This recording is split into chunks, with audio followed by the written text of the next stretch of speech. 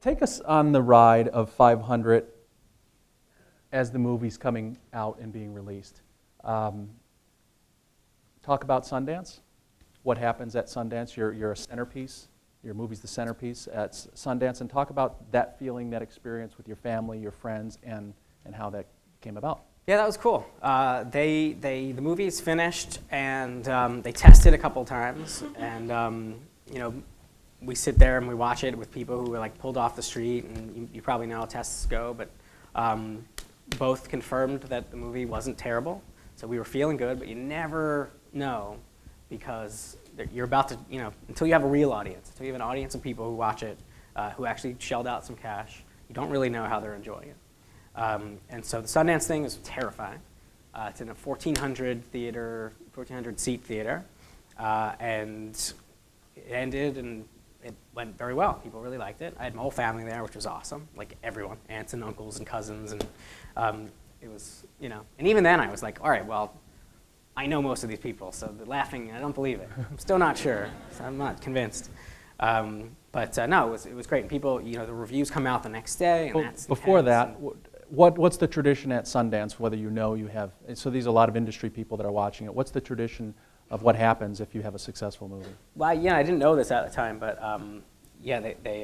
some movies that are very well received, there's like buzz in the air, and they watch the movie, and then you can tell whether it was good or not based on like how everybody's feeling when they leave. And in our case, they did stand and clap, which was cool.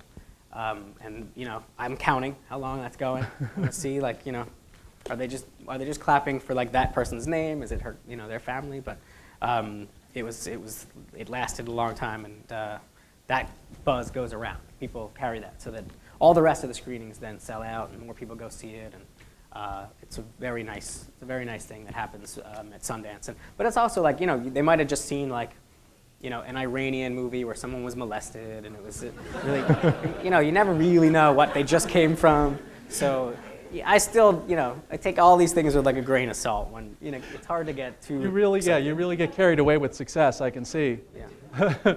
Always hedging. And just in case. So you have this remarkable showing at Sundance, and then some reviews start coming out? Yeah, the reviews have come out like literally the next day, which is terrifying because it's like, all that buzz that you felt in the room, like maybe they watched it in another room and they were having a bad day, I don't know.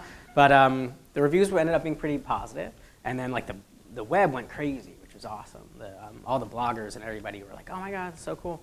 So that was awesome, and we left feeling like, at least Fox Searchlight especially was feeling really good, and that can translate into they get their best, their marketing is the greatest in the world, and they were really enthusiastic about this, and they helped make sure everybody knew about it, which was great.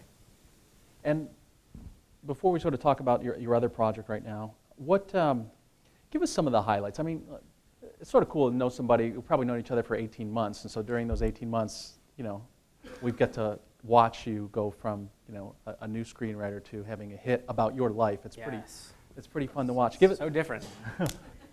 Yeah, it's so different. Now he meets with studio heads. It's so different. Nice meetings. Talk about some of the highlights. You're a young guy. This is a story based on your life. Yeah, no, What are some of the things that really moved you? Everything was cool. The Sundance stuff was really cool. I loved being there with everybody. And they sent us around to other places, other film festivals, which was really nice. It just felt like people were rooting for us, and we always felt like the person who really likes this movie is gonna fucking love it. But we didn't think that would be lots of people. So it was cool that a lot of people were getting it and enjoying it and talking about it. And it was just a great experience. They flew us around the world, and we went to Europe for a little bit, and I didn't call the girl that it was based on when I was there, so she was pissed about that, I think. And met a lot of amazing people who should not be talking to me. I got to do things like this, which I should not be doing. And so it was just a lot of awesome things.